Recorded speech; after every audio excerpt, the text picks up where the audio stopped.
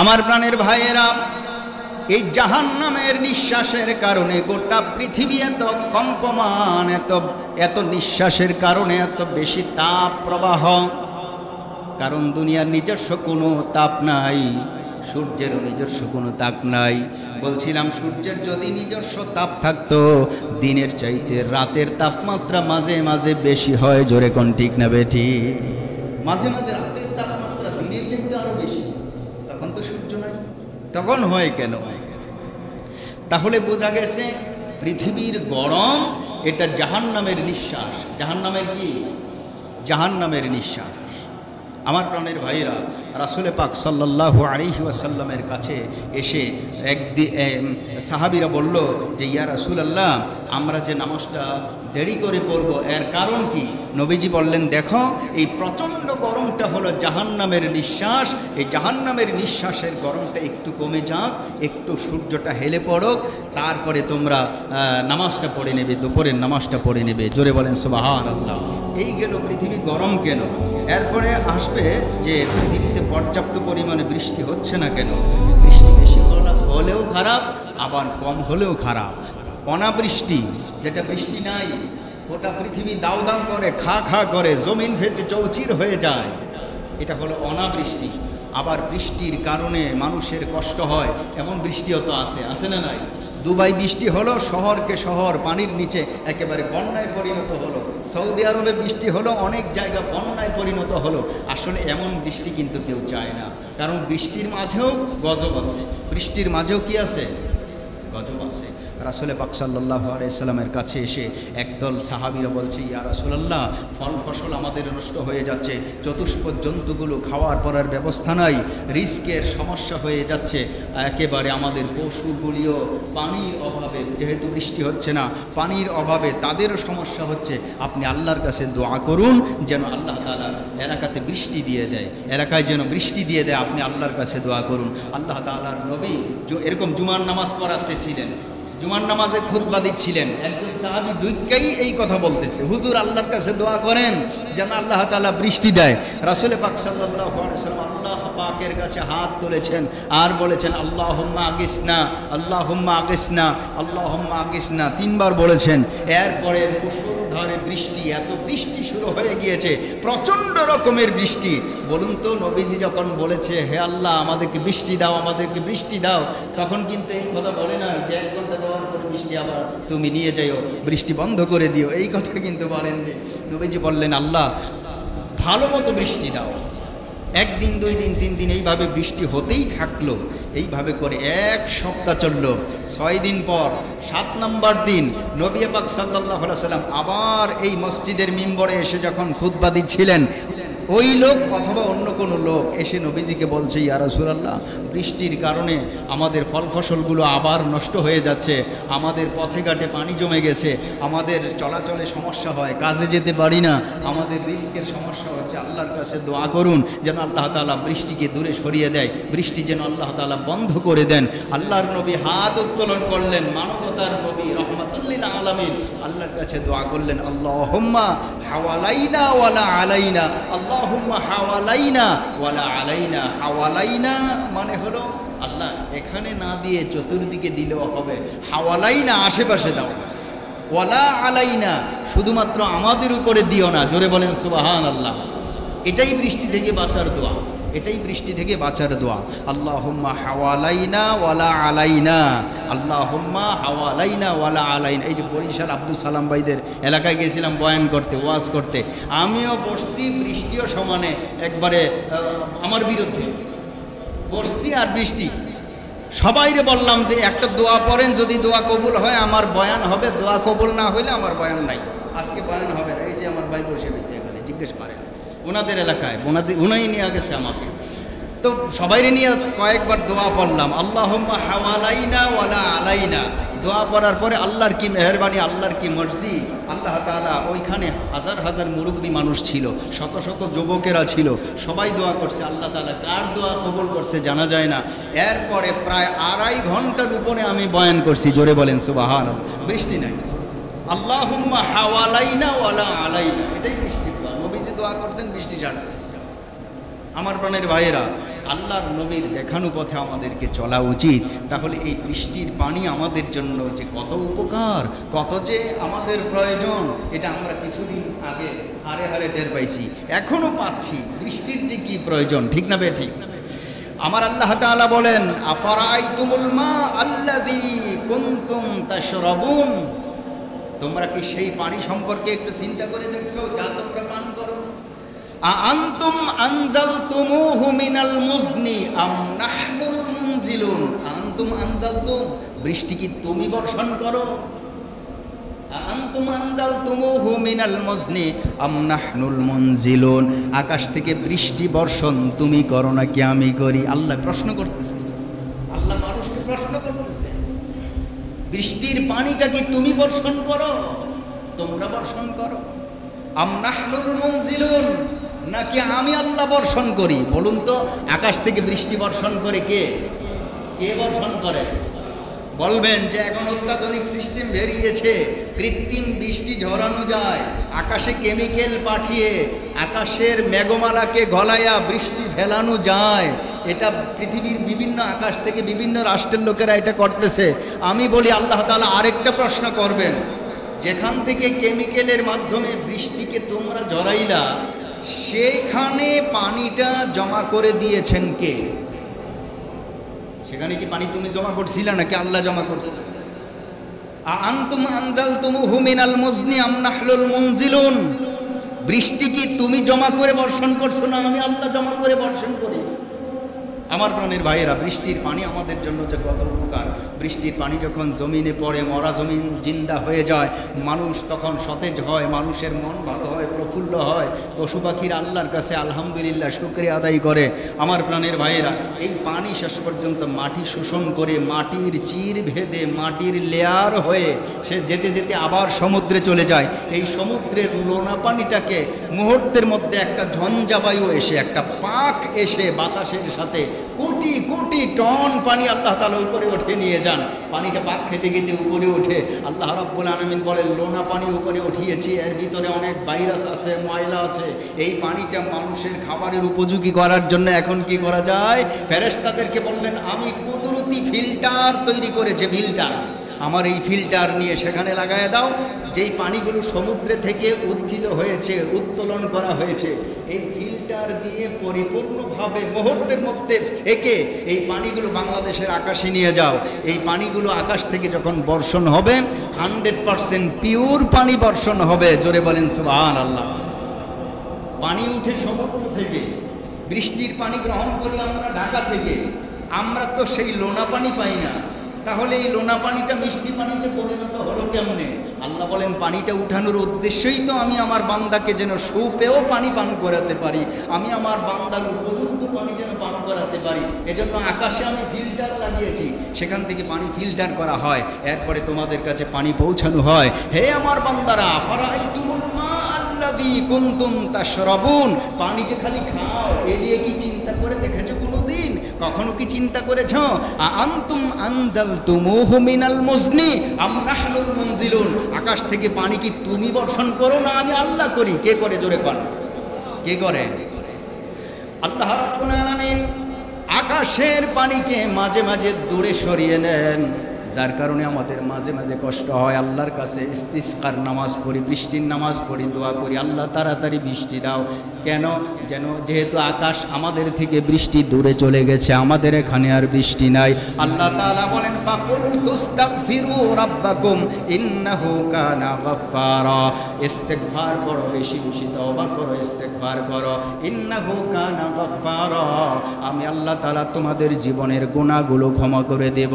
শুধু তাই না, শুধু তাই না, ইউরসিলিস সামা আলাইকুম মিদরারা, আকাশ থেকে তোমাদের তওবার কারণে আমি সুপেয় পানির ঝর্ণা দ্বারা বৃষ্টি বর্ষণ করে দেব। জোরে কোন সুবহানাল্লাহ। তাহলে তওবা করতে হয়, বেশি বেশি তওবা করলে আল্লাহ তাআলা সন্তুষ্ট হয়, বৃষ্টি দেন। বৃষ্টির পানি যখন পড়লো, কিছু আমরা পান করলাম, বৃক্ষ তরুলতা কিছু সংগ্রহ করলো, গ্রহণ করলো, সতেজ হলো, বাকি পানিগুলো মাটির নিচে লেয়ারে লেয়ারে জমা হয়ে গেল। আল্লাহ তাআলা বলেন, আরও মাঝে মাঝে তোমাদের সুপেয় পানির দরকার, তো মাটির নিচে একটু পাইপ ঢুকাইয়া দাও, সেখান থেকে পানি উত্তোলন করো। আল্লাহ তাআলা বলেন, কুল হে নবী আপনি তাদেরকে বলে দিন তো যে কুল ইন আসবাহা মাউকুম গাওরান ফামাইয়াতিকুম বিমাইন মাইন, বলো তো এই লোকগুলোরে বলো যদি আকাশের তো পানি নাই, পানি অন্যত্র চলে গেছে, আমার কাছে বৃষ্টির নামাজ পড়তেছে, আমি এখনো দিচ্ছি না, আকাশে এখন পানি নাই, জমিনে পানি আছে না নাই? জমিনে এখন পানি আছে না নাই? যদি না থাকতো ডিপের পানি উঠলো থেকে, আর পানিগুলো থেকে পান করতেছি, নিশ্চয়ই জমিনের নিচে এখনো পানি আছে। কুল ইন আসবাহা মাউকুম গাওরান ফামাইয়াতিকুম বিমাইন মাইন, বলো যদি জমিনের পানিগুলো আমি সরায় নিয়ে যাই কোথাও, কে তোমাদেরকে পানি দেবে? কে দিবে? তারপরেও তো আমরা আল্লাহকে চিনি না, তারপরেও আমরা আল্লাহকে সেজদা দেই না, তারপরেও আল্লাহর হুকুম আমরা মানি না, নামাজ পড়ি না, আমরা রোজা করি না, হজ করি না, জাকাত দেই না, বাটপাড়ি ছাড়ি না, ওজনে ভেজাল করতেছি এখনও। নবীজি সাল্লাল্লাহু আলাইহি সাল্লাম বললেন তোমাদের কাছে 5টি বিপদ আসবে, দোয়া করি যেন তোমরা এই বিপদ থেকে বাঁচতে পারো। সাহাবীরা কই ইয়া রাসূলুল্লাহ সেই 5টা বিপদ কি? নবীজি বলেন 1 নম্বরে তোমাদের ভিতরে জেনা ব্যভিচার বেড়ে যাবে, আর আসমানি গজব তোমাদের উপরে আসতে থাকবে। আমার প্রাণের ভাইরা, জেনা ব্যভিচার আগের থেকে বাড়ছে না কমছে? অনেক বেশি বাড়ছে। 2 নম্বরে তোমাদের লোকেরা ব্যবসায়ীরা ওজনে কম দিবে, যেন রিস্কের আশায় 800 গ্রাম দিয়া কইবে 1 কেজি দিছি, আর ওইভাবে করে ডিজিটাল মিটারগুলি সেট করা হয়, বাইরে গিয়ে মাপ দিলে দেখা যায় ও আমারে 100, 150 অথবা 50 গ্রাম কম দিছে, তার ডিজিটাল মিটারটা ওইভাবে করে সে সেট করে রাখছে বাটপারি করার জন্য। এগুলি আপনারা তো দেখতেছেন, এখনও ধরা পড়তেছে বারবার, কারণ সবাই তো আর গিয়া কয় না তোমার এই ডিজিটাল মিটারটা চেক করুন, এটা একটা নির্দিষ্ট করে সে দিয়ে রাখছে, এখান থেকে ওজন নিয়ে নিতেছে, অন্য জায়গায় গিয়ে মাপলে দেখা যায় আমারে 800 গ্রাম দিয়ে 1 কেজি বলছে যে 1 কেজি দিছে। নবীজি বলেন তোমাদের লোকেরা ওজনে কম দেওয়া শুরু করবে, যেন 800 গ্রাম দিয়ে বলবে 1 কেজি দিছি, 200 গ্রাম সে রিজিকের জন্য রেখে দেবে, কিন্তু রিজিকের মালিককে? আল্লাহ বলেন আসমানি রিজিকের মালিক আমি, তাদেরকে আমি বৃষ্টি দিয়ে তাদের ফল ফসলে উন্নতি দেব না। এরপরে আল্লাহর নবী সাল্লাল্লাহু আলাইহি সাল্লাম বলেন যে মানুষ জাকাত দিবে না, বেশিরভাগ মানুষ জাকাত দিবে না। জাকাত দিবে না কেন? এজন্য সে জাকাত দেবে না যে আমি যদি জাকাত দিই আমার টাকা থেকে কিছু অংশ নষ্ট হয়ে গেল, এজন্য রিস্কের তালাশে সে জাকাত দেয় না। আল্লাহ তাআলা বলেন আমি ওই সমাজে ওই দেশে দুর্ভিক্ষ মহামারী দিয়া আমি তাদেরকে দরিদ্র করে দিই। তাহলে মানুষ তো আগের তুলনায় জাকাত কম দেয়। আমার প্রাণের ভাইয়েরা, এরপরে রাসূল পাক সাল্লাল্লাহু আলাইহি সাল্লাম বলেন 4 নম্বর, তোমাদের উম্মতদের মধ্যে একদল লোক থাকবে এমন যারা আল্লাহ এবং তার রসুলের সাথে দেওয়া ওয়াদাকে ভঙ্গ করবে। আল্লাহর সাথে ওয়াদা ছিল আল্লাহ তোমার হুকুম মানব, এটা রুহের জগতে ছিল। নবীর সাথে ওয়াদা ছিল নবী তোমার তরিকা মতো আমরা আল্লাহর ইবাদত করব। নবীর তরিকা মতোও করি না, আল্লাহর হুকুম মতোও করি না, যার কারণে আল্লাহ তাআলা বলেন তোমাদের কাছে মহামারী থাকবে। এরপরে আল্লাহর নবী সাল্লাল্লাহু আলাইহি সাল্লাম বলেন তোমাদের যারা নেতা আছে, নেতা সামাজিক হোক রাষ্ট্রীয় হোক, যারা নেতা আছে এই নেতাগুলো ন্যায্য বিচার করবে না, টাকা খেয়ে বিচার ঘোরাবে, হক কথা বলবে না, সত্য পথে মানুষকে পরিচালিত করবে না। তোমাদের এই নেতাগুলোর কারণে এলাকায় মহামারী হবে, ধ্বংস হবে। আমার প্রাণের ভাইয়েরা, এত কিছু বোঝার পরেও আমরা আল্লাহকে মানি না, আল্লাহকে বুঝি না। আলহামদুলিল্লাহ, কি বলবো? আলহামদুলিল্লাহ। কারণ আল্লাহর নেয়ামত বাড়ানোর জন্য আলহামদুলিল্লাহর চাইতে শক্তিশালী আর কোনো অস্ত্র নাই।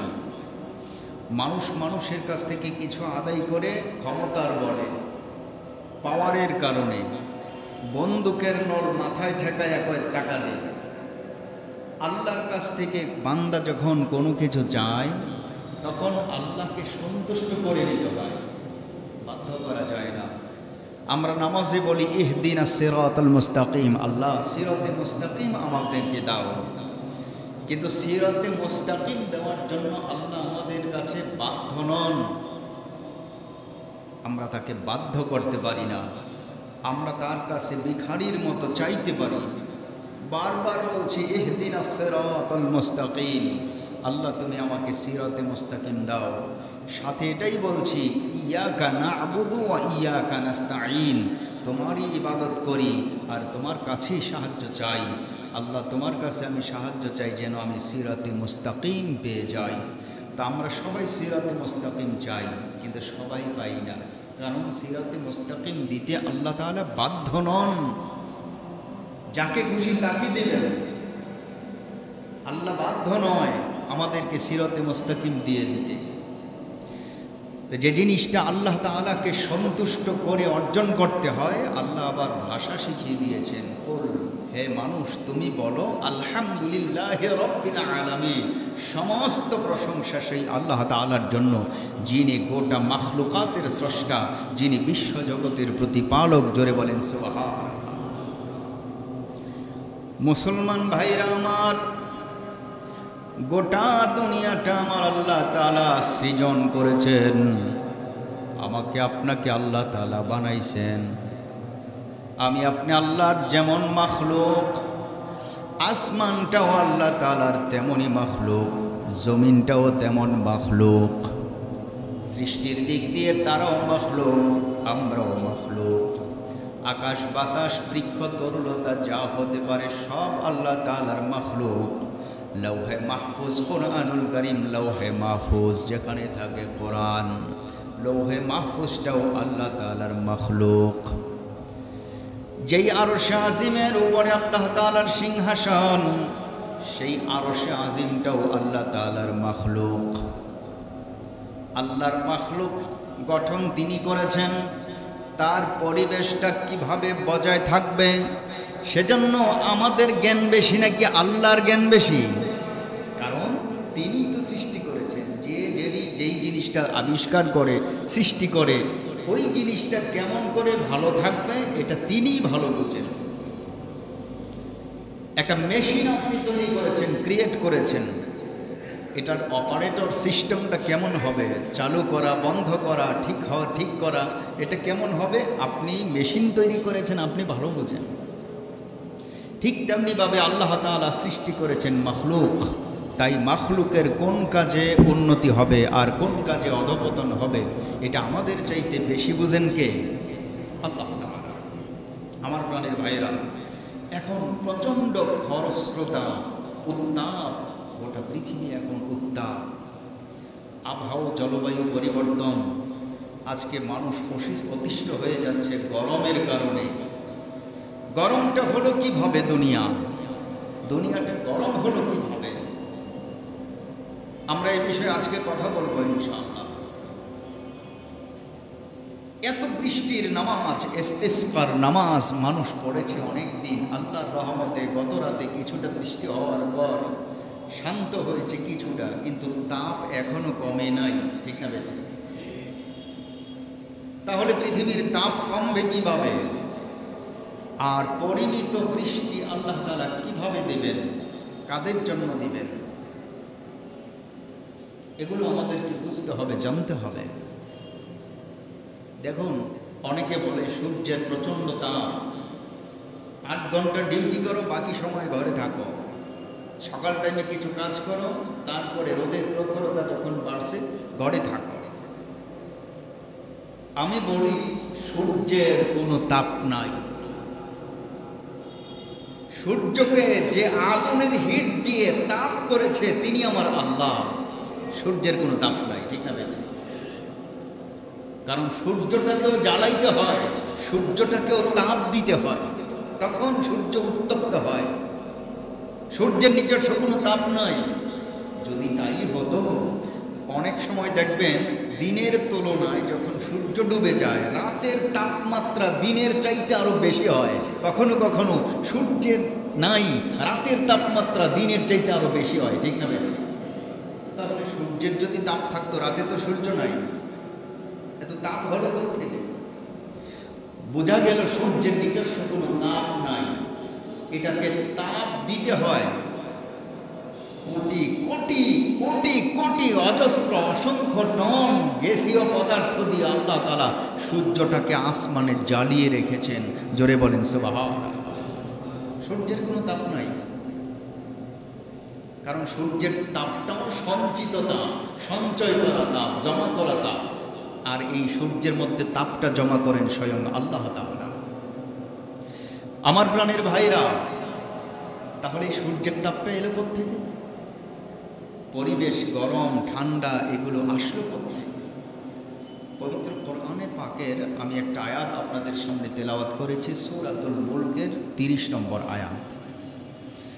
আল্লাহ তাআলা মানুষদেরকে প্রশ্ন করতেছেন, হে আমার মাখলুক, আমার বান্দা, পৃথিবীতে গেলা, সব রকমের নাজ নেয়ামত তোমরা ভোগ করলা, তোমরা কি জানো না?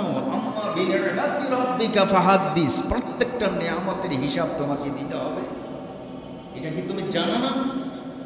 শোনো, কুল আরাইতুম ইন আসবাহা মাউকুম গাওরা, কুল, হে নবী আপনি বলুন, ইন আরাইতুম, যদি তোমরা হঠাৎ করে সকালবেলা ঘুম থেকে ওঠার পরে দেখতে পাও, ইন আসবাহা মাউকুম গাওরান ফামাইয়াতিকুম বিমাইন মাইন, যদি আমি মাটির তলদেশের পানিগুলো নিয়ে যাই, তোমাদের জন্য কে এনে দিতে পানি? কে আনতো তোমাদের জন্য পানি? কে এনে দিত?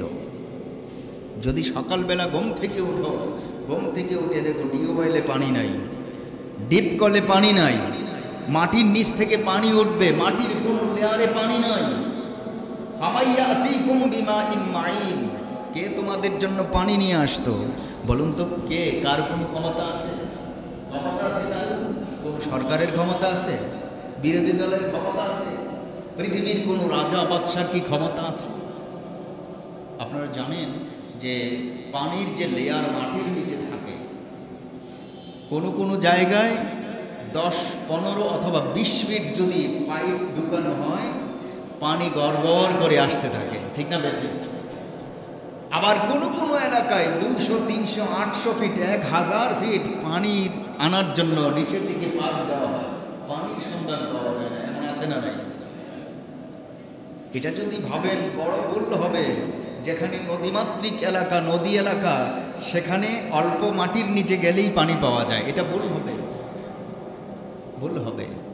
আবার এমন জায়গা আছে যেখানে কয়েক ফিট মাটির নিচে খোদাই করলেই পানি পাওয়া যায়, সেখানে সমুদ্র অথবা বড় কোনো নদী নালার চিহ্ন হয়। আমাদের ওদিকে পূর্ব দিকে যান, ব্রাহ্মণবাড়িয়া কুমিল্লার দিকে যান, দেখবেন যে 10 ফিট, 15 ফিট, সর্বোচ্চ 20 ফিট দিলেন পানি গড়গড় করে উঠতেছে। সুবহানাল্লাহ বলেন। আল্লাহ তাআলা বলেন, আরাইতুম ইন আসবাহা মাউকুম গাওরান ফামাইয়াতিকুম বিমাইন মাইন, যদি ঘুম থেকে উঠো আর উঠে দেখো তোমার কোনো কিছুর মধ্যেই পানি নাই, চাষবাস কি দিয়ে হবে, খাবার কি দিয়ে হবে, ওযু গোসল কি দিয়ে হবে, চতুষ্পদ জন্তুগুলোকে খাওয়ানোর জন্য পানি থেকে আসবে, জমিতে চাষাবাদের জন্য পানি নাই, এই মুহূর্তে যদি দেখো টিউবওয়েল থেকেও পানি আসে না, মাটির তলদেশ থেকে পানি আসে না, তাহলে কে তোমাদেরকে তোমাদের দোরগোড়ায় পানি পৌঁছে দিত? তারপরেও কি তুমি আমাকে ছিল? আল্লাহ প্রশ্ন করতেছেন। তাহলে বোঝা গেছে আল্লাহ তাআলা সেই পানির মালিক। বলছিলাম যে আল্লাহ তাআলা এই উত্তপ্ত পৃথিবীটাকে এইভাবে আমাদের জন্য এত উত্তাপ, এই উত্তাপ আমরা অনেকে মনে করি আবহাওয়া জলবায়ুর পরিবর্তন হয়েছে, আজ থেকে আগে মনে হয় এরকম ছিল না। না, এটা আগেও ছিল, এটা বহু আগে ছিল। রাহমাতুল লিল আলামিন সাল্লাল্লাহু আলাইহি ওয়াসাল্লাম একদিন মসজিদে নববীতে বসা, একজন সাহাবী দাঁড়িয়েছে, নামাজের আজান দেবেন, দুপুরের নামাজ। নবীজি বললেন, সাহাবী এই মুহূর্তে আজান দিও না, একটু অপেক্ষা করো, সূর্যের তাপটা যখন সামান্য কমে যাবে তখন আজান দিবে। আর প্রচণ্ড তাপের সময় দুপুরের নামাজটা একটু দেরি করে পড়বে। কেন? এখন যে গরমটা অনুভূত হচ্ছে এটা হলো জাহান্নামের নিঃশ্বাস। জোরে বলেন সুবহানাল্লাহ। জাহান্নামের কি নিঃশ্বাস? জাহান্নামের নিঃশ্বাস। সাহাবীদেরকে বললেন, ও আমার সাহাবীরা, তোমরা ভালো করে শোনো, জাহান্নাম আল্লাহর কাছে আরজ করলেন। একদিন আল্লাহর কাছে বললেন, আল্লাহ, আকালা বাদি বাদা, আকালা বাদি বাদা, জাহান্নামের এত উত্তাপ, এক পাশের উত্তাপ আমার আরেক পাশের উত্তাপকে গ্রাস করে নিচ্ছে, খেয়ে ফেলতেছে। আকালা বাদি বাদা, কিছু অংশকে জাহান্নামেই নিজে বলতেছে আল্লাহর কাছে। ইশতাকাইতুন নার, জাহান্নাম আল্লাহর কাছে শিকায়েত করল, আল্লাহ জাহান্নামের আগুন, এক পাশের আগুন আরেক পাশের আগুনকে খেয়ে ফেলতেছে। আর এই গ্রাস করাটা, খেয়ে ফেলাটা আল্লাহ আমি সহ্য করতে পারতেছি না। এখন কি করা যায়? আল্লাহ রাব্বুল আলামিন বলেন, হে জাহান্নামের আগুন, হে জাহান্নাম, তুমি দুটি নিঃশ্বাস ছেড়ে দাও।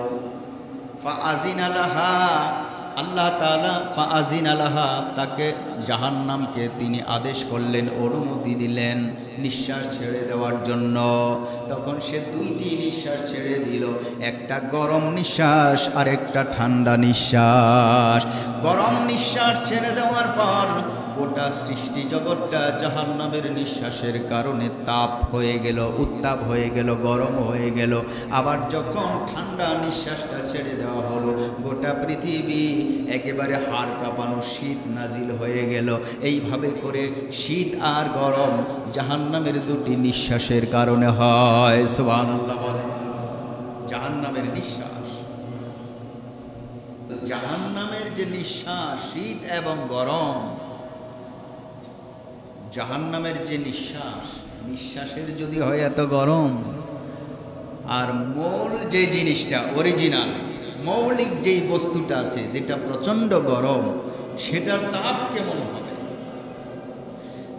তাহলে এই গরমটা আল্লাহ তাআলা কেন দিয়েছেন এজন্য যেন আমরা তাপের সময় তাপ সহ্য করি, সবর করি, ধৈর্য ধরি আর আল্লাহর কাছে ক্ষমা চাই। আল্লাহ, জাহান্নামের নিঃশ্বাসের যদি এত কষ্ট হয়, জাহান্নামের আগুনের না জানি কত কষ্ট হবে। আল্লাহ, তোমার কাছে জাহান্নাম থেকে বাঁচতে চাই। আল্লাহুম্মা আজিরনি মিনান নার, আল্লাহুম্মা আজিরনি মিনান নার, আল্লাহুম্মা আজিরনি মিনান নার। নবী আমার বলেন, সকালে সন্ধ্যায় তোমরা এইভাবে করে সাতবার করে সকালে বলো, সন্ধ্যায় বলো। যদি ওই দিন মারা যাও, জাহান্নামের উত্তাপ থেকে, জাহান্নাম থেকে তোমরা বাঁচতে পারবে। জোরে বলেন সুবহানাল্লাহ। আমরা তো আল্লাহর কাছে আশ্রয় চাই না, আমরা নিজেদের মতো করে কিছু প্রতিকারের ব্যবস্থা করতে চাই। আল্লাহ যে একজন আছে, স্রষ্টা আছে, এদিকে আমাদের মন হয় না, এদিকে আমাদের মনোনিবেশ হয় না। আমার প্রাণের ভাইয়েরা, জাহান্নামের যেই আগুন, সেই আগুনকে হিট করার জন্য, আগুনকে বেশি উত্তাপ করার জন্য তারও তো একটা স্রষ্টা আছে। জাহান্নামের আগুনের কোনো স্রষ্টা আছে না নাই? তো জাহান্নামের আগুনের স্রষ্টা যিনি, তিনি হলেন আল্লাহ। তা আমরা আল্লাহর কাছে চাইব, কারণ আগুনের কোনো ক্ষমতা নাই মানুষের এক গাছা পশম পোড়ানোর। জোরে কোন সুবহানাল্লাহ। আগুনের কোনো ক্ষমতা নাই, আগুনের কোনো ক্ষমতা নাই জ্বালানোর, আগুনের কোনো ক্ষমতা নাই মানুষকে ভস্ম করে দেওয়ার, কোনো মাখলুকাতকে জ্বালিয়ে ফেলার আগুনের কোনো ক্ষমতা নাই। যদি তাই থাকতো ইব্রাহিম আলাইহিস সালাতু ওয়াস সালাম আগুনের মধ্যে পড়েছিলেন 40 দিন। কয়দিন? 40 দিন। ইব্রাহিম আলাইহিস সালাতু ওয়াস সালাম আগুনের মধ্যে পড়েছিলেন 40 দিন। নমরুদ আগুন জ্বালিয়ে সেই আগুনের মাঝে ইব্রাহিম আলাইহিস সালামকে নিক্ষেপ করেছিল আর বলেছিল, ইব্রাহিম কিভাবে চলে পড়ে ভস্ম হয় সেই দৃশ্যটা আমি দেখব আর আনন্দ করব।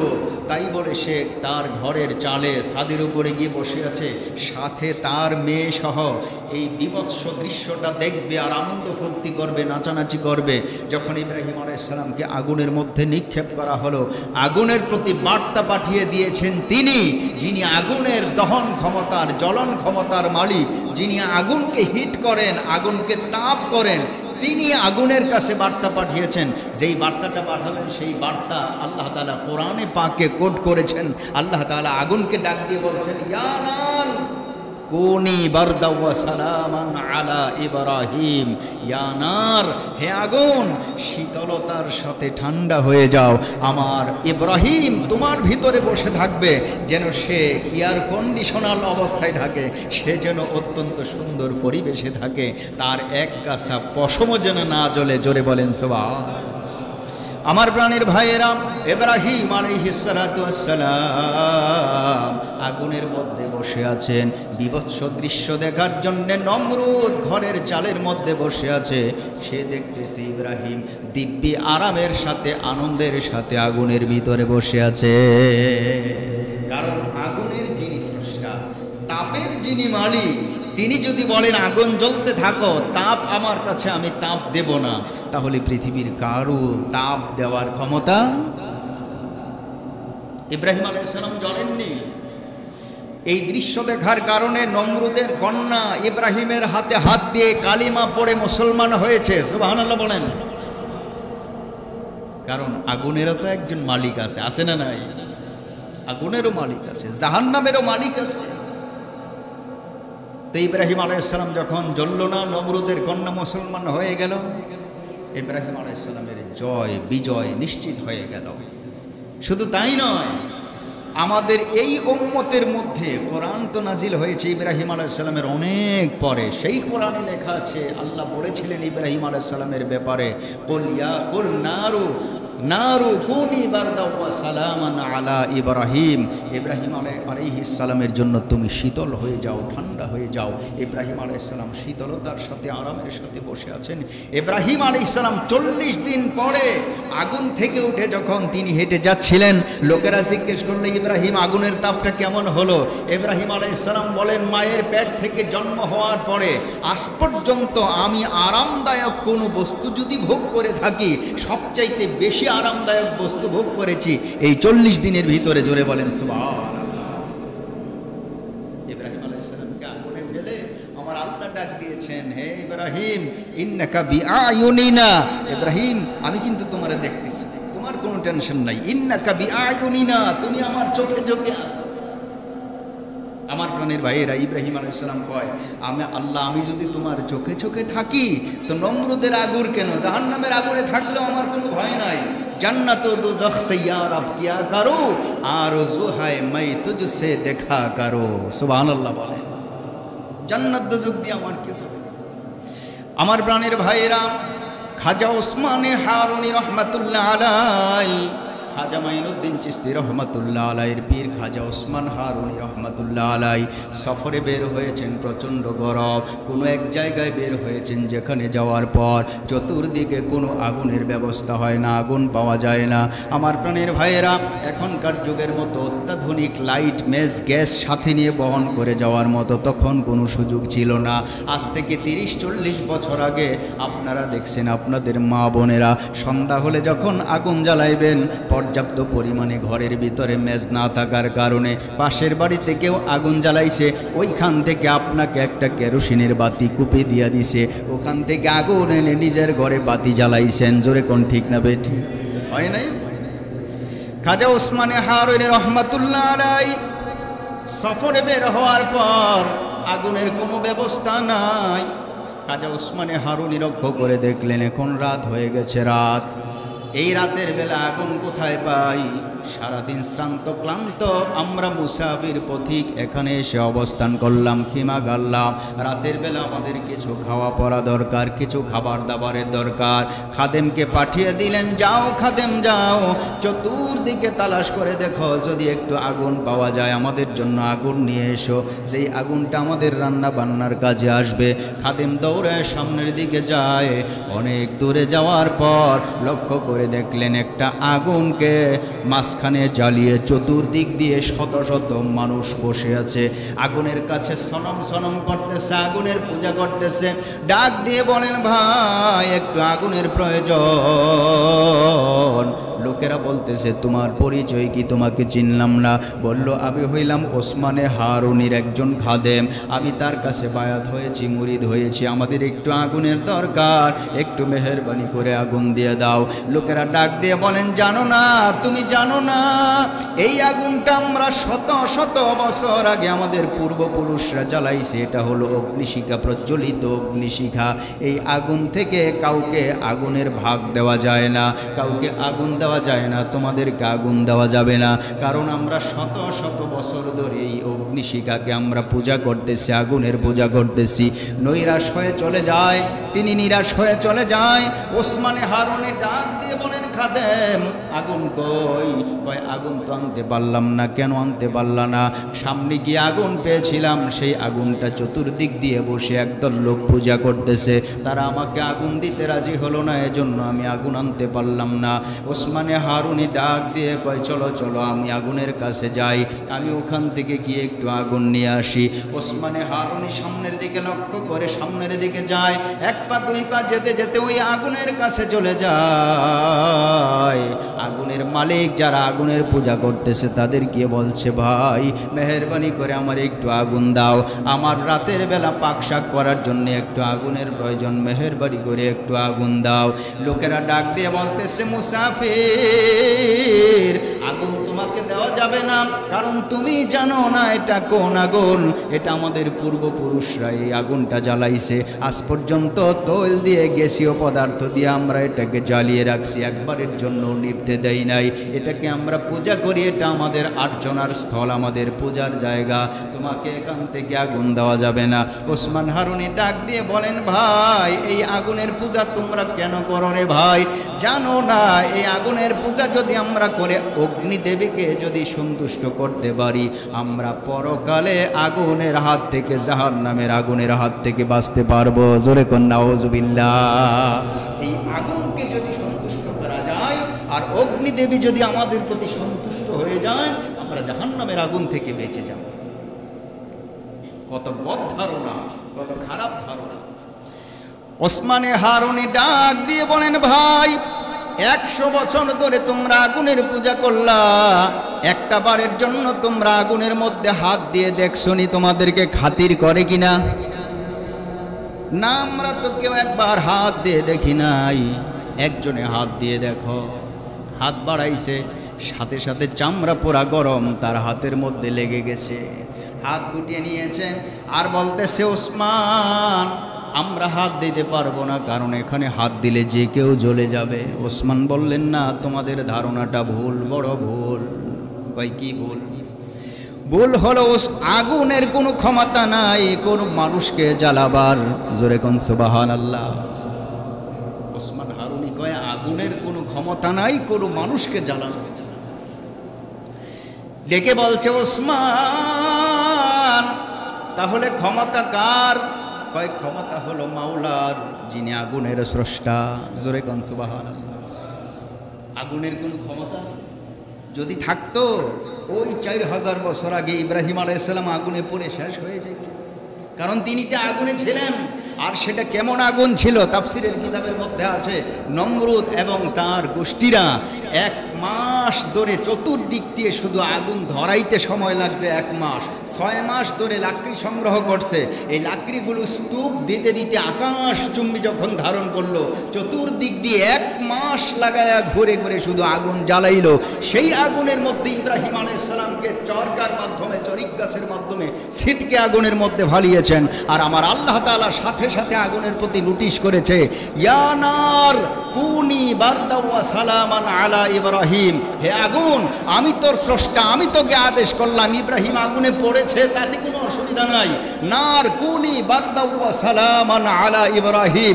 ইব্রাহিম আলাইহিস সালামের এক গাছা পশম যেন না জ্বলে, ইব্রাহিম আলাইহিস সালামের জন্য শীতল হয়ে যাও, ঠান্ডা হয়ে যাও, ফ্রিজিং হয়ে যাও, সুন্দর পরিবেশ দাও। ইব্রাহিম আলাইহিস সালামের জন্য তুমি অনুকূল হয়ে যাও। জোরে বলেন সুবহানাল্লাহ। নোটিশ পাওয়ার পরে আগুনের তাপ রইল না, আগুন শীতল হয়ে গেল। আমার প্রাণের ভাইরা, খাজা ওসমান হারুনি বলেন, হে আমার ভাইরা, তোমরা হাত দিয়েছ, বলছো হাত পড়ে যায়, আর তোমরা বলছো যে এই আগুন মানুষকে জ্বালিয়ে ফেলতে পারে, পুড়িয়ে ফেলতে পারে। আমি ওসমানে হারুনি বলছি, এই আগুনের বিন্দুমাত্র ক্ষমতা নাই মানুষকে জ্বালিয়ে দেওয়ার। জোরে বলেন সুবহানাল্লাহ। লোকেরা ডাক দিয়ে বলেন, ওসমান তুমি যে বলছো আগুনের ক্ষমতা নাই, তাহলে আগুনের ক্ষমতা যদি না থাকে কার ক্ষমতা আছে রে? বলতেছে, ক্ষমতা হলো আগুনের মালিক যিনি আল্লাহ, একমাত্র তার ক্ষমতা আছে জ্বালানোর, আর না হয় আর কারো ক্ষমতা নাই। ওসমানে হারুনি এই কথা বলার পর লোকেরা ডাক দিয়ে বলো, ওসমান তুমি কি পারবে আগুনের মধ্যে একটা হাত রাখতে? তুমি কি পারবে নাকি? কারণ তোমারও যিনি মাওলা, আগুনেরও তো তিনি মাওলা, কাজেই তুমি পারবে কিনা আগুনের মধ্যে একটু হাত রেখে আমাদেরকে দেখাইতে। ওসমান হারুনি ডাক দিয়ে বলেন, ভাই আমি একা আগুনের মধ্যে যাব না, তোমাদের মধ্য থেকে একজনকে সাথে নিয়ে আমি আগুনের মধ্যে যেতে চাই। জোরে কোন সুবহানাল্লাহ। লোকেরা কয়, ওসমান তুমি যদি আগুনের মধ্যে পড়ে যাও আমাদের কোনো ক্ষতি নাই, আমাদের কোনো ক্ষতি নাই, আমাদের মধ্য থেকে কাউকে তুমি নিয়ে আগুনে ঝাঁপ দাও, আর তুমিও মারা যাও, ওই লোকটাও মারা যাক, এটা আমরা চাই না। কারণ আমরা চাই না আমাদের কেউ আগুনের মধ্যে ঝাঁপ দিয়ে পড়ে সে মারা যাক, এজন্য তোমার সাথে কেউ যাবে না, তুমি নিজে আগুনের মধ্যে যাও, আর আমরা নিজের চোখে দেখব তুমি আগুনের মধ্যে জ্বলো না কি তোমাকে আগুনে জ্বালায় না, এই দৃশ্যটা আমরা নিজের চোখে দেখব। হযরত ওসমান হারুনি আর দেরি করলেন না, একজন অগ্নি পূজকের কোলের মধ্যে একটা ছোট্ট সন্তান, এই সন্তানটা ওসমান হারুনি টান দিয়ে নিজের কোলের মধ্যে নিলে এর ভিতরে চলে গেলেন। জোরে কোন সুবহানাল্লাহ। চতুর্দিকে লোকেরা কান্না শুরু করে দিয়েছে, আয় রে ওসমান সে মারা যাক, কিন্তু আমাদের এই বাচ্চাটার কি হবে? চতুর্দিকে যখন কান্নার রোল 1 ঘন্টা 2 ঘন্টা 3 ঘন্টা এভাবে 4 ঘন্টা চলে যায়। হযরত ওসমান হারুনি 4 ঘন্টা পরে সে আগুন থেকে বের হয়ে আসলো। আগুনের কোনো একটা দাগ, একটা ছিটা ওসমান হারুনির গায়েও লাগলো না, এই শিশু বাচ্চাটার গায়েও লাগলো না। জোরে কোন সুবহানাল্লাহ। কারণ আগুনের নিজস্ব কোনো ক্ষমতা নাই, ক্ষমতা আল্লাহর। ক্ষমতা কার? দেখবেন অনেক সময় ফ্যাক্টরি পুড়ে গেছে, মেল পুড়ে গেছে, মানুষের ঘর পুড়ে গেছে, অযত্নে রাখা একটা কোরআন শরীফ কোনো এক জায়গায় ছিল, চতুর্দিক দিয়ে পৃষ্ঠার কিছু কিছু আগুনের আঁচ লেগেছে, ভিতরের অংশ পড়ে নাই। এমন আছে না নাই? তাহলে রক্ষা করেন কে? এর অর্থ এই না যে সব কোরআন আল্লাহ নিজে রক্ষা করার দায়িত্ব নিছে। মাঝে মাঝে অলৌকিক আল্লাহ তাআলা দেখায় যে আগুনের ক্ষমতা নাই, ক্ষমতা হলো আগুনের মালিক যিনি, তার। জোরে বলেন সুবহানাল্লাহ। আমরা কেন বুঝি না আল্লাহকে? আল্লাহ তাআলা আমাদের সবাইকে আল্লাহর হুকুমগুলো পরিপূর্ণভাবে মেনে জান্নাতের উপযুক্ত হয়ে যাওয়ার তৌফিক দান করুন। সকলে বলি আমিন।